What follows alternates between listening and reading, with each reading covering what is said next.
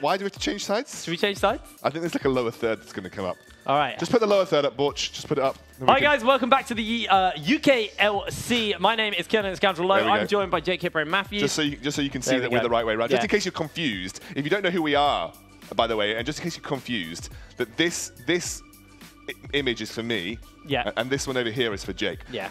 Now I'm going to go back the other way, and of course, any new viewers will think that I'm actually Jake. So I'm Jake. Cool. So you're going to say really, really bad things, and then everyone's going to hate me. Rejuve beads? Yeah. I'm not going to kick you in the nuts, so I have nothing here. We are obviously on our third game of our second series here in the playoffs, as Diabolus were able to tie up the score in that last game. We had a stomping game 1. We had a very one-sided stomping game 2 as well. And game 3, is this the one where it's really long drawn out and the teams are battling back and forth? It's always on a knife's edge. Diabolus get the side selection for this game, so they can choose where they want to go in terms of draft. They also have the momentum from the previous game. It was a really solid game, and there are lots of things that you have to consider banning if you are MnM now. The Jarvan, the Yorick, both of which were issues, I think, for MnM in that previous game. There is large draft strategy changes that has to come through, and Diabolus have chosen red side.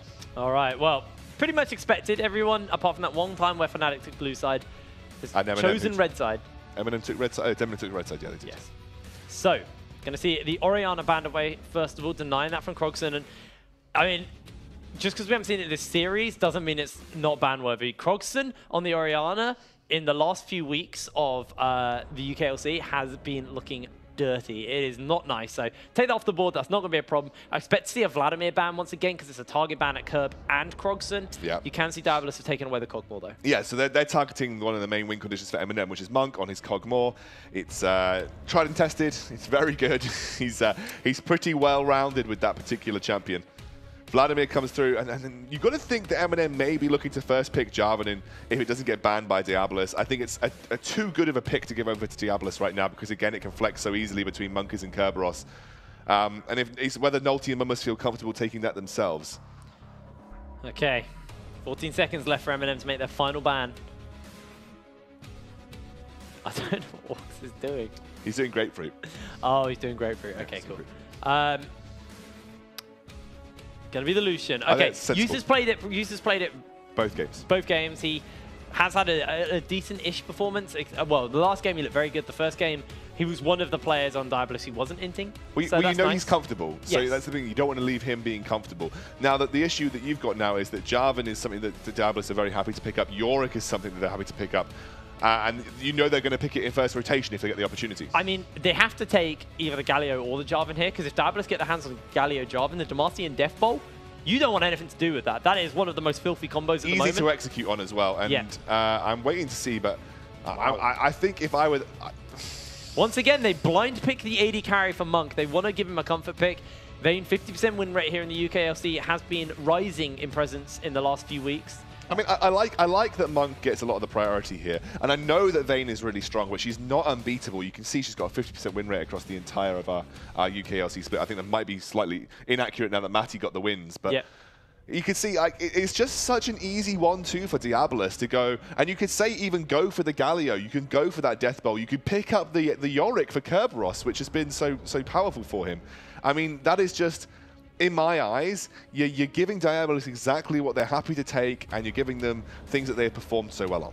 Oh, well, Hado actually opts into the Braum. It was banned away in Game 2, did play it in Game 1. Another strong pick. It can deny the Vayne with the Unbreakable. Still works nice with Jarvan, knock up into knock up. It's a good way of locking down individual targets and following up on engages. And again, you know, if Yorick isn't considered here by MnM, you could just end up having seen that go over to Diabolus. What are they going to pick up here? Looking like they're thinking about a top laner, but they're going to opt in Nolty on a aggressive early jungler. That's what they need. He had such a great game in Game 1. Game 2, he got completely shut down by Monkeys. Now he's got something that he can really play that aggression on. Yeah, but the thing is with Nolty is that compared to Monkeys, I've never seen him do as well in the early aggression. Nolty's been pretty good when things have been slow-paced, and he can work around global objective focus, whereas Monkeys is just so good at impacting lanes super early on, and that's an immediate lock-in of Akali here, which hasn't been the most successful pick in the UKLC so far. It's probably another gauntlet throw down to Kerberos, who is very happy to take that, as you can see. And it's an exact same matchup, we think, going into the top lane. Yeah, this is the question. Is it going to go top? Is it going to go mid? You see the Kale's been banned away by Diabolus, so they're not completely sold on maybe the they're not pick completely here. sold. And I think it makes sense, because we both said as well that we thought the Kale would have been better than the Akali in the last game. Just because of the...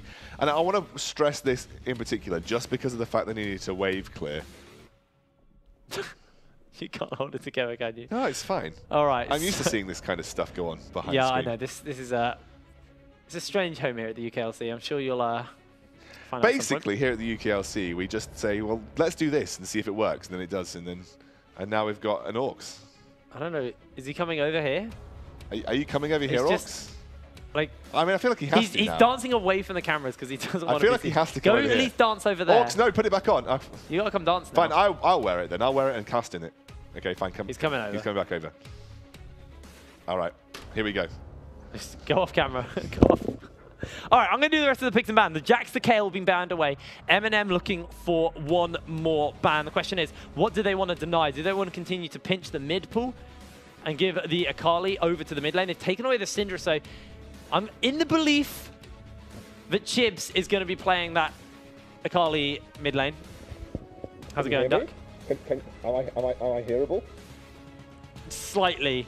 I'm getting a weird face from the sound guy. Can you hear me, Mike? Mike, I'm shouting. I'm stuck in here, Mike. Can you do a quack? Whack, whack, whack, whack, whack, whack, whack, whack.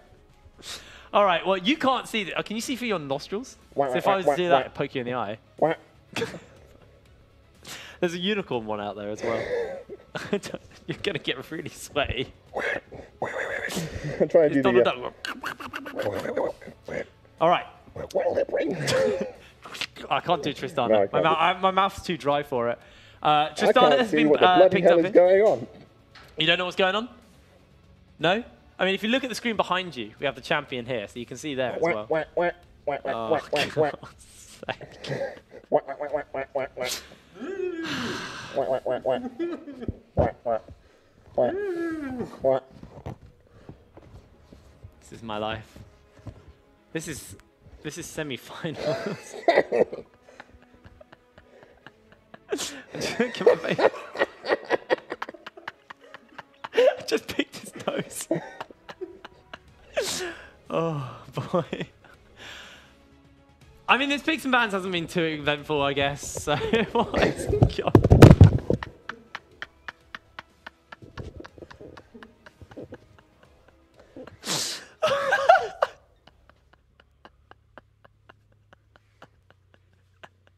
It's stuck on his head.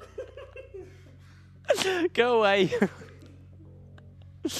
I hope you didn't break that headphone, that headset.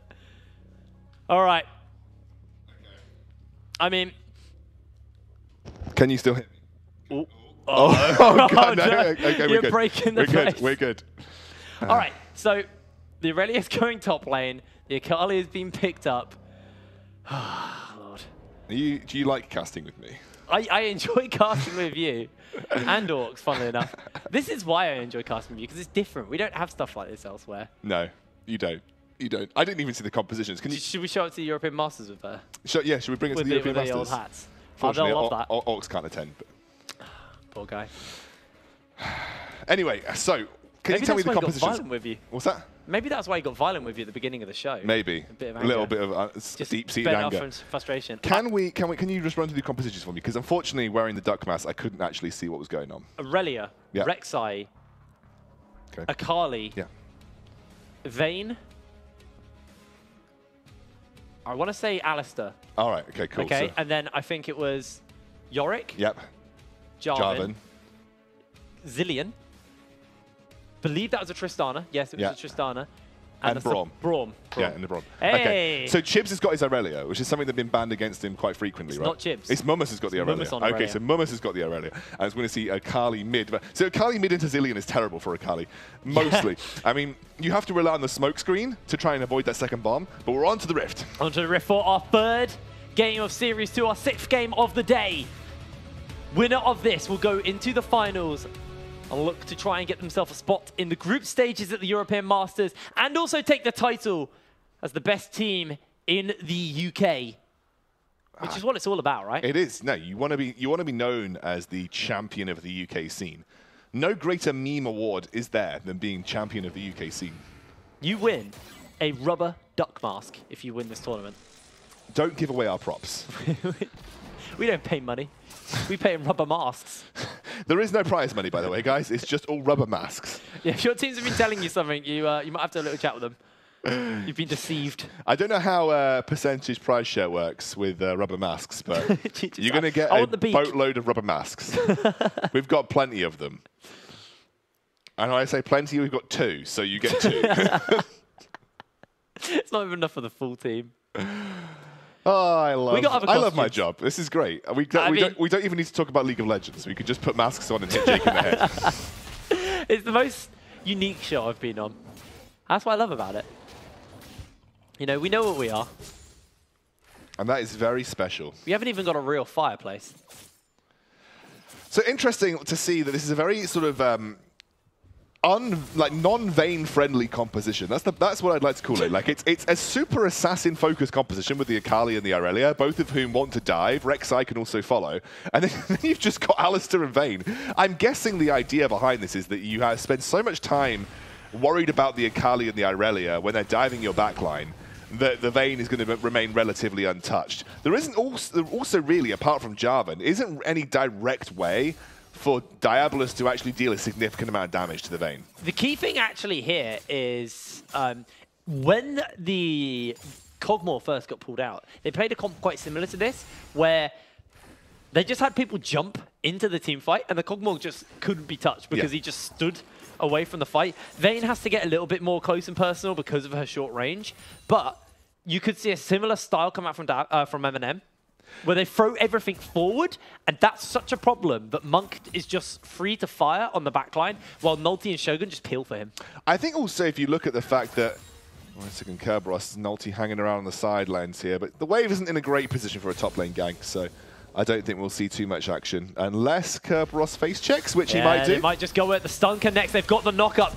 Double Qs are available. Mummus jumps under the tower. The tower tank's coming in! First blood to Mummus! But it gets traded. Kerberos gets the cringe punch. Here comes Monkeys now as well. Lots of minions to Mummus to work with. He has to be super careful. The knock-up from... Oh, he gets the stun off. Actually, Mummus trying to reset aggro onto the minions, but in comes Curve, and he takes him out of the mists. That's a double kill for Kerberos on the top side of the map now.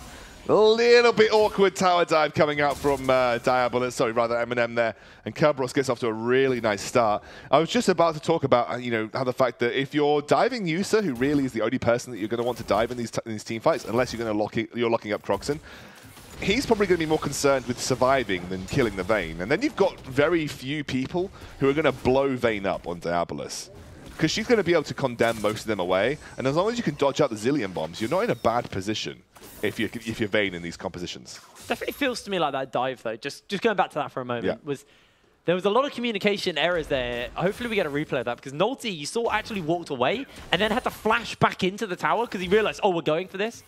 Bit of a poo dive overall, really. Nulti didn't want to commit. Mummus decided to commit. And that's where we got into this situation. And that's a rough situation to be when you're not really firing on the same page here. And remember, you know, MnM want to win this. If they don't have a shot at the European Masters spot. If Diabolus win this, both Fnatic and Diabolus are guaranteed an EU Masters spot. It's just about who goes to the group stages and who goes to the play-ins. That's what Diabolus are really playing for. They've been working their hearts out to get themselves a spot at the European Masters. At least got play-ins secured, but if they can just bypass straight into group stages, that is going to be so great for them. And this organization for a while has been trying to get there. You know, multiple tournaments in a row here in the UK. They've been ever so close. Forge, they came second and lost their spot as Chibs and Monkeys looking for the dive. The bombs do connect, and now Nulti might just look for a play, but Flash is available for Croxon. Nulti, no flash, just steps out. Nulti probably going to be waiting for that Rift Scuttler to spawn on the top side of the map. He's a little bit behind in terms of experience. Oh, wait a second, Yusa. Oh, weird interaction there. Hado gets condemned back, and it's like they're stunning up onto Shogun. Lots of damage coming out, but he's going to be able to walk away. Not the best trade in the world for MnM, actually, as Kerberos is now, could be the target of a gank here. He is very patiently waiting this one out. I think they realize that Nolty's on the top side of the map, who is still level 4, by the way. And Monk is again responding to Nolty's movements really well. Krogson joins back into this lane with the teleport, double bombs, allow him to push. Chibs, no teleport this time because he's gone for the assassin, wants to have as much kill pressure as possible. The ignite means he will lose a little bit of minions here. But things moderately even across the two teams, and actually MnM still slightly ahead. I think in part due to some of the CS differences. I mean, we talk about that top lane matchup, but because Mummus froze the lane, he's now 20-odd CS up on Kerberos.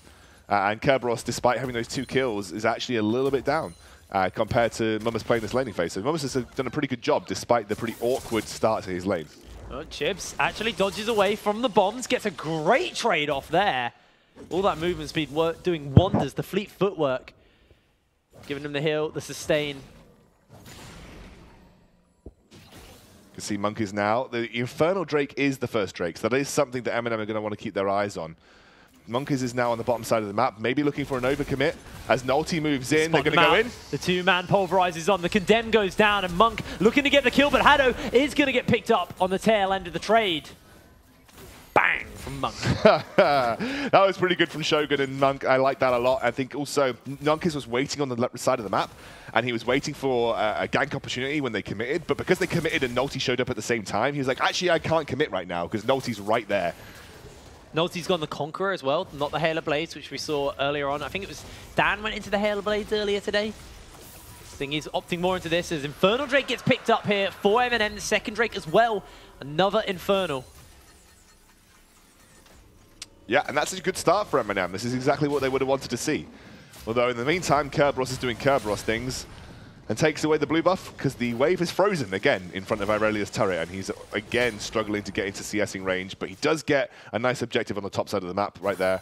Takes away that blue buff from only Nolty. Not many people are going to use that blue buff, I think, to the extent that you would expect. Oh, Mummus actually looking just to take out the Maiden. I like that. Just to alleviate some of the pressure, and he's doing quite content here, just keeping the wave in this one spot for himself as you can see the CS deficit is growing more and more by the minute. Curb 46 CS to 68 CS of Mummus. As Krogson making a roam up topside with that ward should spot him out. The wave is very pushed as well, so this dive is very hard. He's coming to unfreeze the wave, essentially.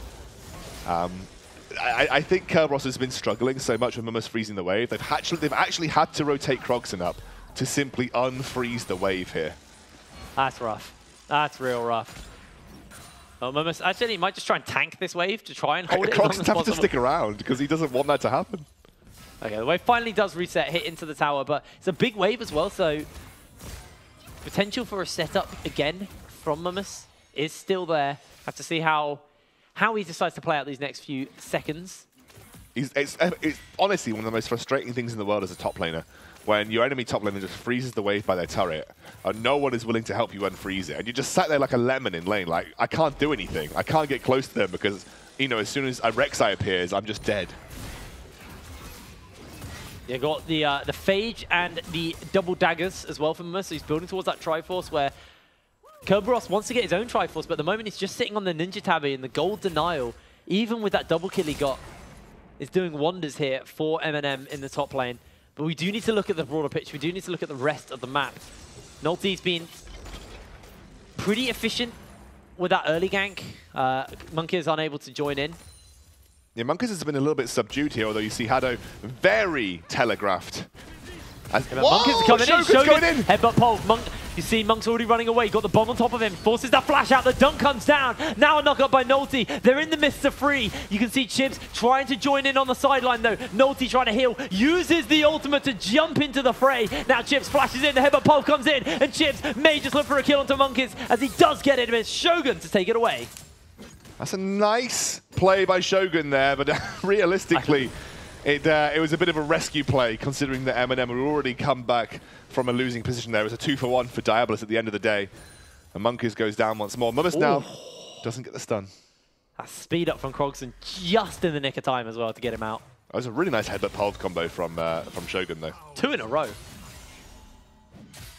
Well, Curb now gets a little bit of free time on the top lane, but Monk just turns up to make sure he's not going to give any plates over. Got himself the Bilgewater Cutlass. and the Berserker's Greaves to Yusa, who has now finished up Berserker's Greaves and a BF sword. Yeah, similar kind of gold levels here, although Yusa's picked up a little bit extra. You can see now Rift Herald has been started, and I guess because the early rotation came out, they feel comfortable going for that initially, you know, straight away. Mumus has got the teleport available. Kerberos has got it as well, but has just backed off to pick up his Sheen. Well, Control Ward's gone down to spot them out.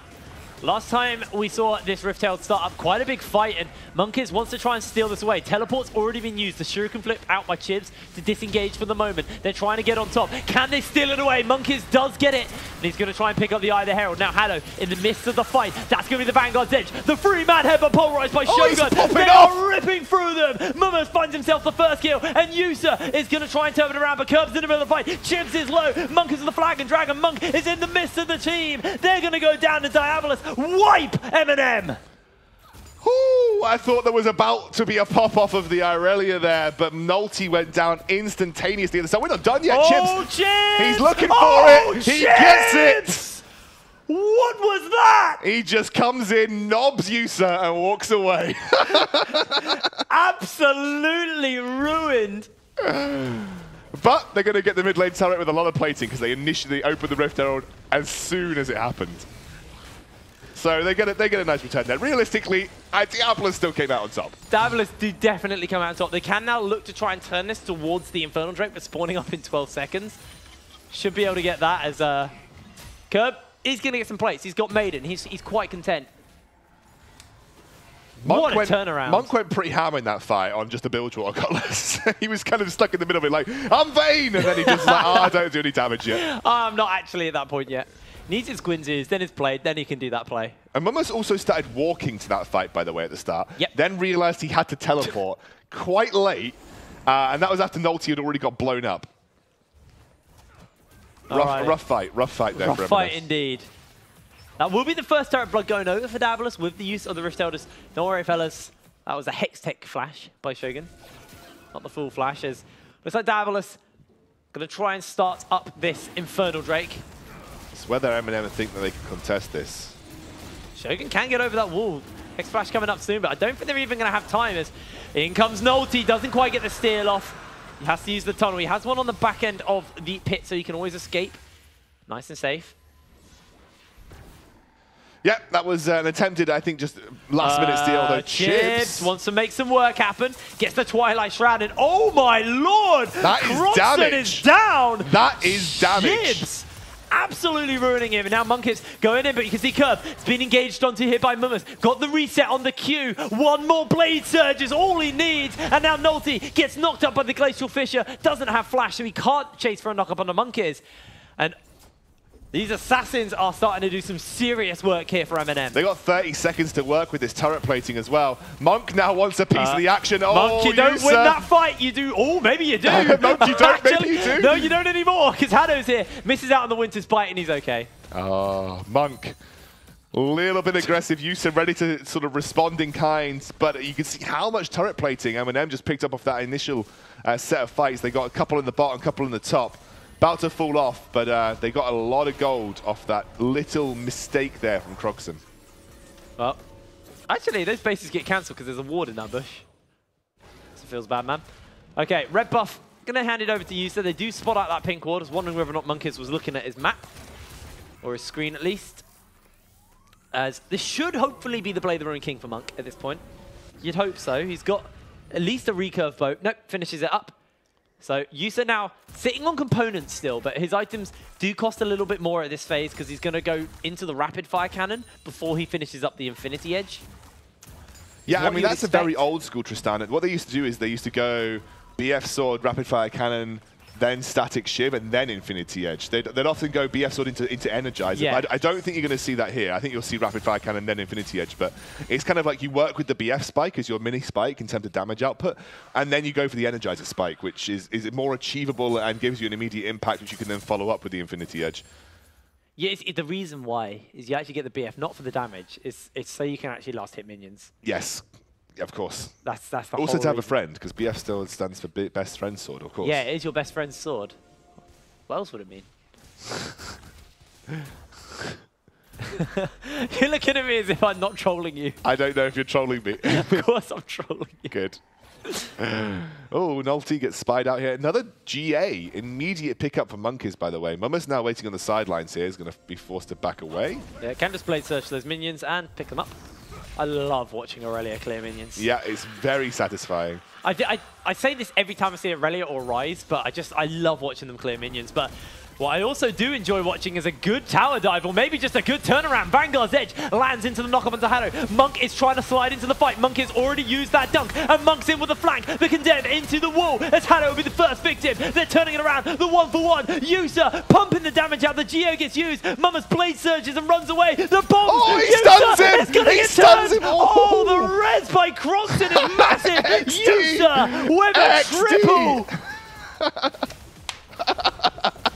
I love these stickers. They're great. Do you know what Zilean does?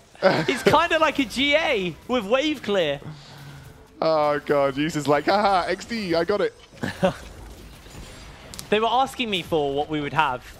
And for Yusa, I was like, why don't you just put lose lane, win game? That's normally what he does.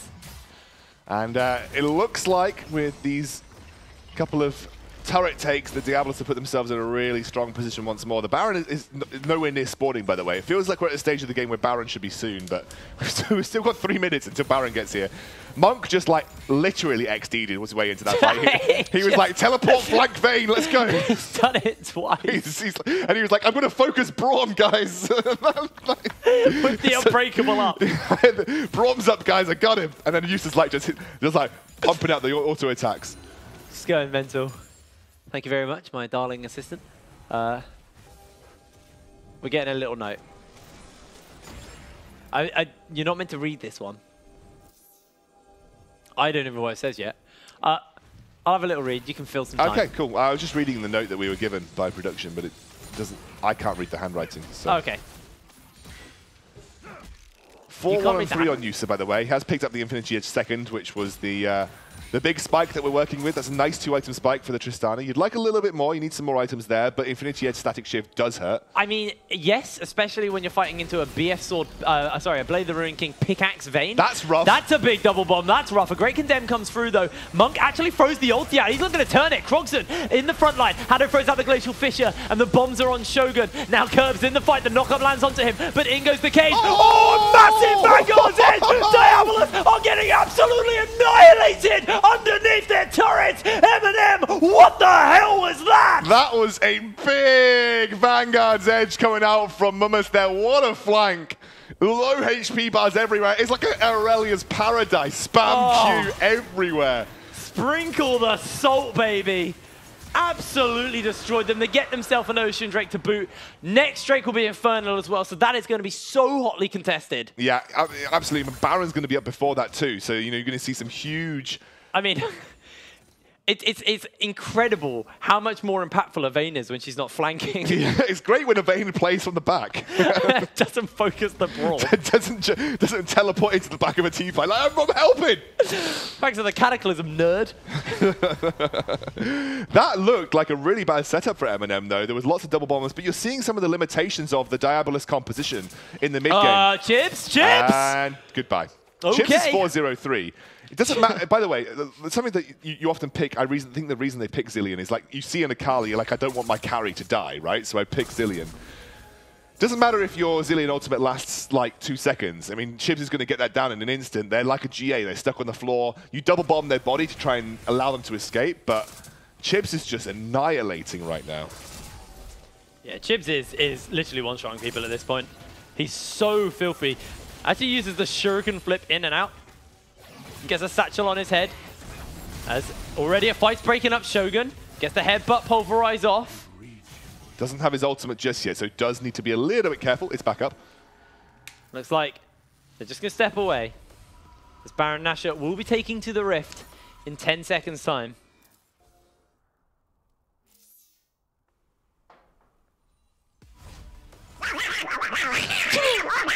What was that? Is that Donald Duck? Apparently it's meant to be Dog Champ, but that was definitely Donald Duck. Is that Donald Duck? It's like Donald Duck having done some kind of illegal substance. It wasn't very Donald Ducky. Hard times at Disneyland, mate.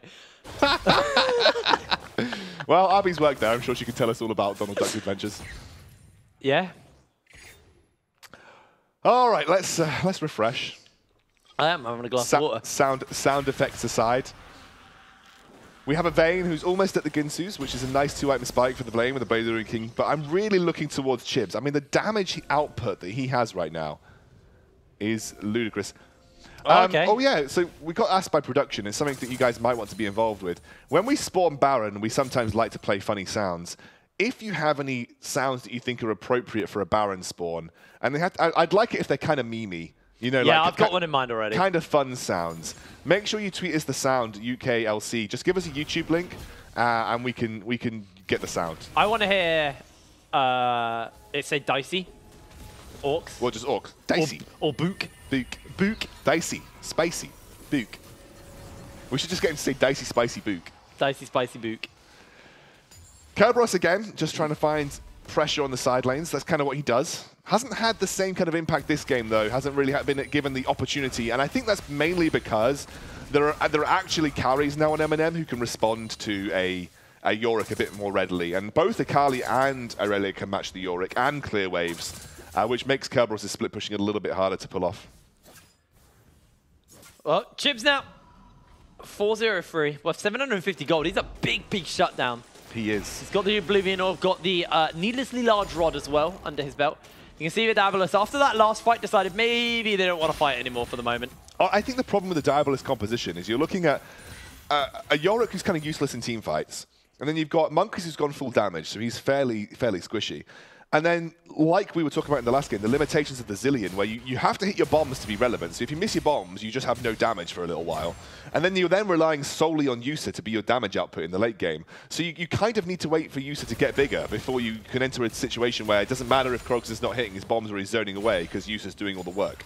Yeah. And that's the problem. Whereas you've got MnM, there's 3 guys, Vayne, Aurelia, and Akali, who are all going to be doing work in team fights at this point in the game. And we're seeing those kind of messy fights that we were talking about, where they all just jump in, and Diabolus don't know who to focus, because there's 2 assassins on top of their carry, and the Vayne is just free-firing, and it's who do you go for at that point? Who do you pick? Exactly. It's a really, really rough team fight to have to work out.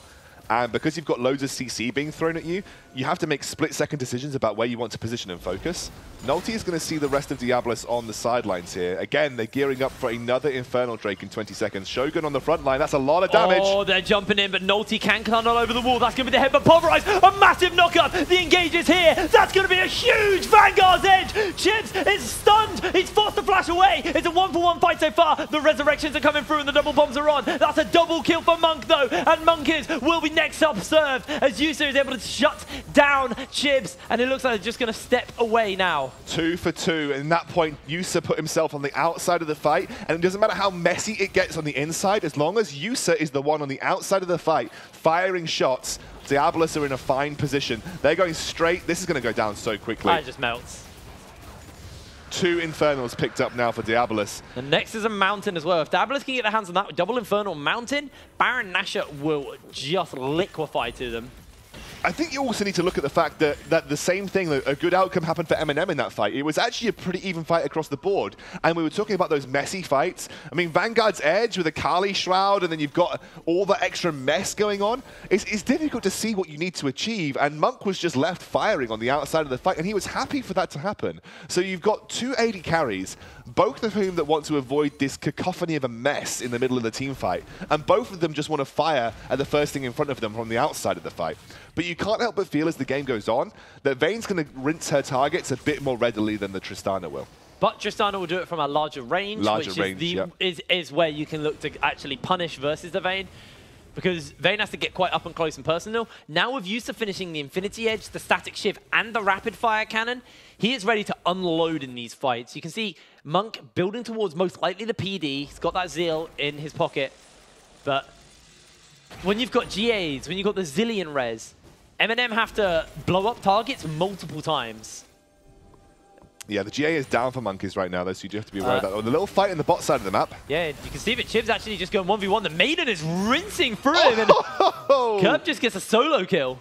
I mean, that Sterex gauge coming in pretty heavy here. Mumus just can't find that 1v1 versus a level 14 Yorick anymore, and now Nulty and the rest of MnM. Oh, Monk's being caught, forced to flash out already. The Glacial Fissure, a great buster spot to split up the fight, and now Yusa looking for one onto Monk, can tumble away. That's going to be a Zonya's already used. Chips has to find a miracle of an engage, but he can't do so. Yusa gets 750 gold shut down in his pocket. And Kerberos is split pushing bot, and they can go for Baron. It's happening again, boys! This is catastrophic for MnM. Monk out of position a little bit. There's the split we can see. Baron getting taken. They're going to focus down Kerberos. They know that they can't stop the Baron here. Taking out the Maiden. That's going to be the headbutt pole. They're turning towards Kerberos. Oh my lord, that spade hurts. That Gets is the a knock-up chips. beefy throws spade. out the ulti. Trying to go on. You can see Nulty's over the wall. The shutdown is going to be picked up by Chips. Nulty gets instantly jumped on, and Yusa's going to find the kill. This is a Diabolus Baron, and they even get a tier 3 in the bot lane to boot. That is a really nice outcome for Diabolus. And I think if we hark back to that fight, I don't know if we're going to have a replay, but if we hark back to that fight, if you look at the way that Monk was caught out of position and you see that buster shot, which was so good from Yusa did a really sensible move. Just chase the Vayne down. Yeah. Like you're not bothered about anybody else. I mean, you got a Braum, you're fine. Yeah, well, yeah, they get zoned out by the bombs, and you just run after that Vayne. Just like literally run after that Vayne. And if you could do that in team fights, that's going to be huge. And now Yusa, after all these shutdowns he's been able to pick up, has now just instantly bought a GA from Fresh. He had it. Wow. I think he had a Zonya's in his, well, stopwatch in his pocket, but just flat got a GA here. Yeah, he's miles ahead in terms of items. He's also going to be very hard to take down. Imagine GA plus Zillion ultimate. Yeah, effectively you have to kill this guy 3 times. Yeah, and that's big in team fights, because at some point you're going to run out of CC. At some point he's going to get the jump back up of cooldown. Yep. And even then he might even get an assist while he's dead and get the reset on the jump. And the worst thing as well is he's the one worth the most gold. He's the one that MnM want to kill. Yeah. If someone like Chibs can get that 1,000 gold shut down, or more importantly, someone like Monk can get that 1,000 gold shut down. Well, Monk needs it right now. He's a little bit behind his opposition. One more item should start to put him in some more, I guess, scary territory or scarier territory, but he's still in a situation where he's not outputting the level of damage that he needs to just one-bomb these people. Croxon a little bit overextended. Yeah, throws the bombs out, the slows onto Nulty, just auto-attacking one after the other. Curb still in this top lane. MnM have to either find an engage or they need to find a way to stop Kerberos. With GA, with Maiden, it's going to be hard to do. Mumus throws out the Blade Surge just to fret. And Kerberos is just, again, wailing on the side lanes. He is the ultimate split pusher. He's one of the few split pushers in the game that really commit to the cause. And very few UKLC top laners do this. I mean, I think Shikari is the opposite end of it. He's a much more team-fight-oriented top laner. Kerberos could not care less about team-fight situations. He's going to just push that lane until he gets the inhibitor or gets the Nexus. They open up a potential to go for a fight here, but no one willing to commit from MnM right now. It's so hard, because if you lose the fight, you just lose the game at this point. Baron with Curb, like it's so hard for them to deal with. So they step away, just trying to clear the waves every time they push in. This Baron still got 1 minute 12 seconds as well, so it's a long time for Diabolus to buy here. They've already worked a lot of damage onto this turret, and Chips stepping forward, the bombs on top of his head is going to avoid most of that damage. But every time Yusa can step up, he just weaves an auto attack onto the turret. And oh no! That's a lot of damage onto Chibs. That is a lot of damage. That's the thing. If you miss your bombs, you're useless. If you hit your bombs, you do like 3/4 of someone's HP in one go. He's going to base, got himself 10 stacks on that Dark Seal. As oh lord. That's a lot of damage onto Monk there. He'll be able to regen it pretty quickly, but another inhibitor turret goes down. And the problem with MnM is that unless they're just willing to hard commit with the Vanguard's edge, that's going to be it! Nulty knocks up, but Yusa's untouched. Croxton's low, and now Chibs has jumped into the backline. The reses are coming through. Chibs is forced out of the fight already. Haddo going down as well. That's going to be the Demacian Death Ball to throw them in. The stunners land onto Yusa, but the fight is turned awry as Yusa flashes in. A double kill for Monk, make it a triple kill. Kerberos is inside the base. Monk is sustaining, make it a quadra kill for Monk, and now they can turn for Curb if they want to go for more. Chibs is being ghouled on top of, and now he has to run away. Mumus jumps forward, and they're going to be able to stop any more siege. That is how you deal with this. The only way to deal with a full split pusher is to hard commit to a fight. Monk was untouched. Yusa could not get through that front line. They're still going for it. Oh my god, Kerberos, you absolute animal! Forcing the res out, and he's just going to kill Chibs in the meantime. Mumus jumps in, and oh no, what? That's a lot of damage coming out from that Akali. They do get Kerberos. His GA is now bought, so Kerberos has got that GA. But in the meantime, in that last fight, MnM cleaned up 2 GAs, which means you don't have that triple GA to work through on Yusa. That is a kind of useless item for him now. Monk got a quadra kill, plus the 1,000 gold shutdown that Yusa was worth. He's probably sitting on a beefy amount of gold right now. I would love to see how much gold he's got, as Mountain Drake's on the map. A fair amount of damage was actually dealt to Monk, though. Oh, wait, there's a teleport. It's a teleport flight from Yusa. In. Oh, Yusa's trying to do his Monk impression, jumps away, and now he's got the blast cone to get away nice and safely, but Haddo still hot on the heels. They're going to have to give up this Mountain Drake for that. Yeah, but that's a teleport down from Yusa. They're probably saying, okay, well, I'm glad we escaped with our lives because we could have lost the game in that situation. But Inhibitor has gone down on the top side of the map, so you do have to worry about the fact that Kerberos is... Sorry. Monk just picked up a Phantom Dancer and a GA on that base. That is filthy. That is filthy, and that's going to be really difficult, I think, now for Diabolus to keep their front line at least even a modicum alive. And what we saw in that fight from MnM... And another Zeal! Oh my lord. That was a lot of gold. I mean, yeah. Yeah. Now, what we saw in that fight was exactly what MnM want to do in team fights. They want to force out the reses and then just kill everyone else while they're resing. They literally walked through the Chrono Shift and all the GAs, killing people one by one. If they can do that again, this time the GAs aren't available. It'll be an even quicker team fight, an even less messy team fight. But for the moment, they have to send Chibs up to the top lane to go deal with this wave pushing in. Mumus clearing away and just dealing with Curb. He can't deal with Curb. That's the thing. Monk's coming down. He does have the teleport. That is the grace of having an AD carry with a teleport here. Well, got that Vanguard's Edge, actually. Going for a bit of a trade. Curb's flashed away. Mumus tries to connect the stun. Just going to kill the Maiden here. So it's not a kill, but it's a win in its own right. Yeah, getting the Maiden is often important, but it's on a... Yusa? Nolty? They're going to get the Glacial Fish. He tunnels away, but the bombs and the stuns might just be enough. The red buff burns him down, and now Monk is coming in. Chips gets flagged, dragged, knocked up, dunked down, and he's so low, but he holds up fast. Monk is going to go golden for the moment, and now Curb joins into the fight. The slow comes down, and Chips jumps onto the backline. Two quick kills. The res is coming down. That is Vayne indeed. Curb is forced to run away, and Yusa, with a stopwatch, will just get annihilated. Chips with a double kill. And Curb is looking for the only opportunity that he's got to walk through the enemy jungle and try and find some inhibitors. There's nothing he can do here. Or red buff. I mean, I guess he was looking for something. No, now he goes for the inhibitors. Baron is up. That is a massive fight, but that is the Vayne late game coming through right now. Nothing you can do on the outside of the fight. If you can't lock down the Vayne, she's going to mince every single member of your team. Literally word I was going to say, mince. They are mincing through this Baron with all that true damage they're going to get from the Rage Blade. This is a dangerous position to be in if you're Diabolus. You are looking into a full late game Vayne with 2 assassins who are exceptionally fed. I feel bad for Nolty. He's been the punching bag this game at 1 and 8, but he's doing his job. He's knocking up at the right times. He's forcing people to spend a lot of resources to deal with him. In the meantime, Monk is completely untouched in these fights. You see Nolty with Hysterics as well. He's got a bit of survivability. Building towards most likely a GA now with that stopwatch and the chain vest.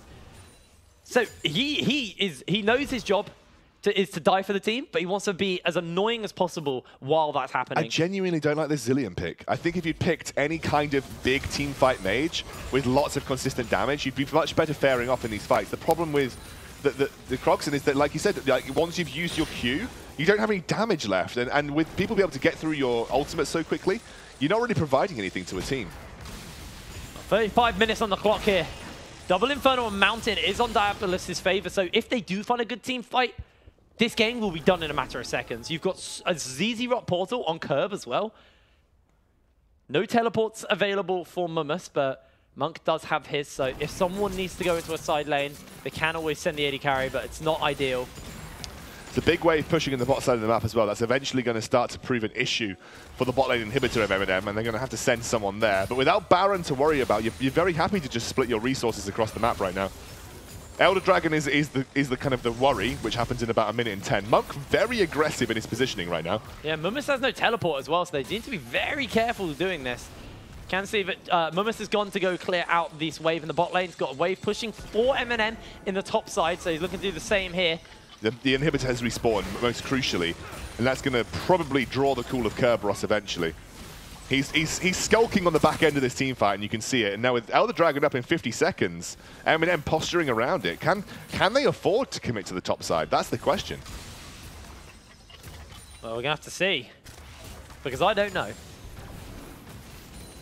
Kerberos has got teleport, so yes, probably. But, I mean, versus a Vayne with this many items, can you afford to give a teleport channel amount of damage away on the Elder Dragon? Sometimes that can lead to very, very tough circumstances to deal with. MnM not even willing to posture around it, though. They're quite happy to just continue this push. Right, the GAs are now back. There's 3 GAs on Diabolus and a Chrono Shift. There's a lot of resurrecting that's capable here. Zeus just going to try to step up for an auto attack. Those shields are big. You can see the Airy from Krogston, along with the Bloodthirster, just lending as much shields as possible as Mummus. Every time, I just expect him to do it. Yeah, but it's the best way to deal with a split push, right? The best way to deal with a split push is having some kind of hard engage, and Irelia is the best way for MnM to force a fight. That is a very quick Elder Dragon going down, and Diabolus are not even concerned with trying to contest this. I don't think they even can at this point. You've got 2 GAs on the side of MnM as well. Yep. There's a lot of resurrecting in these fights. These fights are going to be explosive. And lots of white lines. But drawn out, yes. It's going to be very hard to track who's resurrecting. The next fight probably wins the game, right? So yeah. We're at this stage of the game now with fully built carries, and you can. Vayne sold an item. What has Vayne sold? She's it was a rapid fire cannon. It was a rapid fire cannon. Going into the Death Dance. I like that. That's I like really, really cool. I like the idea behind that. Well, when you've got double lifesteal alongside with the shield from Phantom Dancer, the Death Dance will barely hurt you. And you'll be able to sustain through most of that. You can also see in that base, Nolty picked up his GA. So there's now 3 GAs on the side of MnM. There's effectively 7 resurrects in the next team fight. This is going to be spicy and dicey. Part of me kind of expects Chibs just to build a GA as well. And then just look to be a nuisance on that front.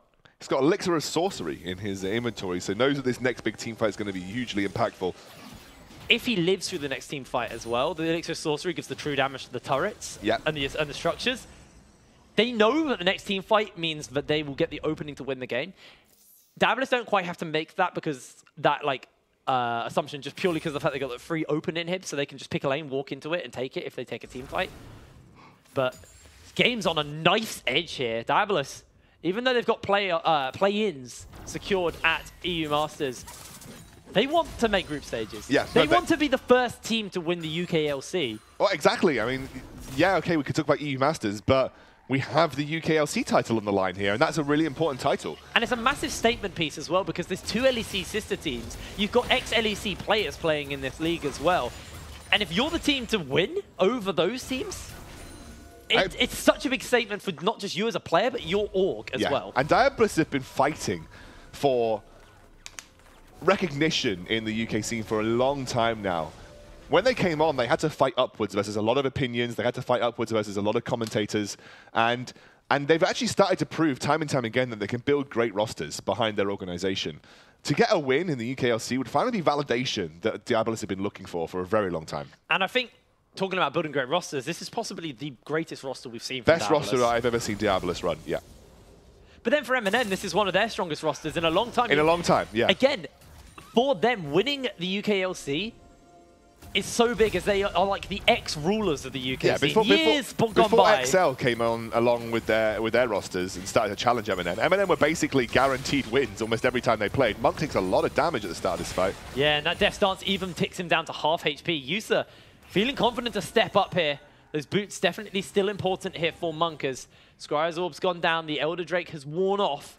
Baron Nashor is live, and MnM haven't really been able to find their opening yet.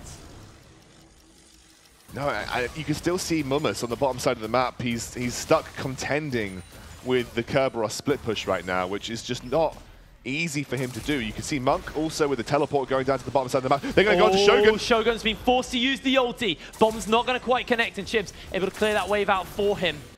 It's a good attempt by Diabolus, but MnM successfully disengaged. It's not a great start for Shogun in these team fights, though, because he's now got to wait for that ultimate to come off cooldown, and Diabolus don't want to let him do that. They're trying to go for the Baron. Well, the Ocean does offer a little bit of regen. They step away. No teleports used by MnM. That's crucial here, as they will have to send someone to go deal with Kerberos, or they just try and start the Baron up right now and force Kerb to teleport in. They're probably going to do that. That's the best way to do this, I think. They got a quick Baron. Chibs in the side. He's actually basing on top of a ward here. Kerberos doesn't want to commit. He wants to go for this push. Can Diabolus stop this? Monk he's the same level. The steal is available. Can't quite get it off. Now they're going to look to try and get a kill onto him. Curves inside the base. The teleports are starting up, and already that's a big knock-up. In comes everyone else, though. Monk, low HP. The teleport by Curves. He's looking to join into the fight. Croxon might be on the menu. The Rez is coming forward. He has the GA, and everybody is on top of all of the Diabolus members. And Monk, Nulty, everyone's flashing away. Diabolus are destroying them. They've taken the fight. They might have just taken the game. What have they just done? Why was Mummus and Chips in base? Chips teleported to go deal. Oh, no, sorry. Chips went to go deal But why with would Chips have Mummus in base? I mean, Mummus teleported to the base to try and stop Curve. Chips just ran to the base, and this actually might just be game. That's it. That's it. This is over. There's no way. You can't defend against this. Not versus a Tristana. The zoning potential of the Zillion, this is game. Diabolus win. It's do or die. The stuns have to connect. Chips goes in for an assassination, gets it off onto one. Now the bombs are down onto the Maiden. The Maiden will fall here to the tower shots. All holds its life for the moment. Mummus is there. Yusa still got full HP for the moment. They have to find that assassination. The Nexus is left open, and Yusa with a GA should be able to get this here. Chips could not find the assassination as Mummus goes in. Yusa's low, he's low, he's low. Comes onto the Nexus though, and Diabolus have punched the ticket to the finals of the UKLC. And more importantly for Fnatic, they are guaranteed a U Masters spot now as well, because Diabolus can either get top play get group stages, or they can get the play-ins. MVP is 9-10-9 Kerberos. Yes.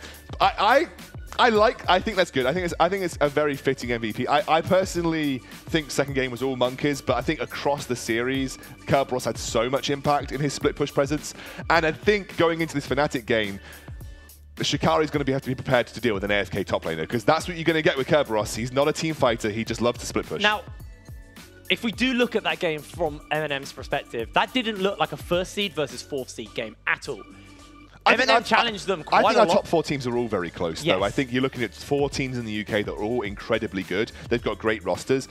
That last team fight was so sad, because they basically entered it. They sent two of their core carries, who were supposed to be the distraction and the threat to Tristana in these team fights, they sent them to base. I know they're worried about Kerberos, but you have to hard commit to those team fights, I honestly think Kerb could have just taken 2 turrets in time. They would have mopped the team fight up. With the Baron they already had, secured the faster recalls, go in and wipe Kerb, and then look to try and end the game in death time as well.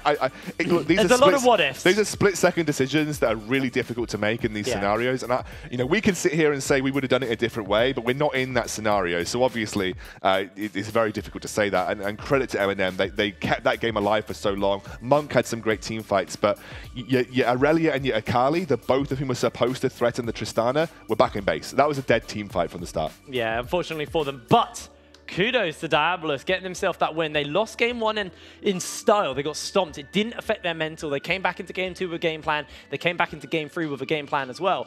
And they look confident, they look comfortable. Yep. And now they have to go into tomorrow's finals versus Fnatic Rising to see whether or not they will go into the group stages of European Masters and also take the title as the UKLC champions. Yeah, we are just 1 series away from crowning our champions. Both of our European Masters teams are now confirmed. It's just about which ones go to groups and which ones go to play-ins.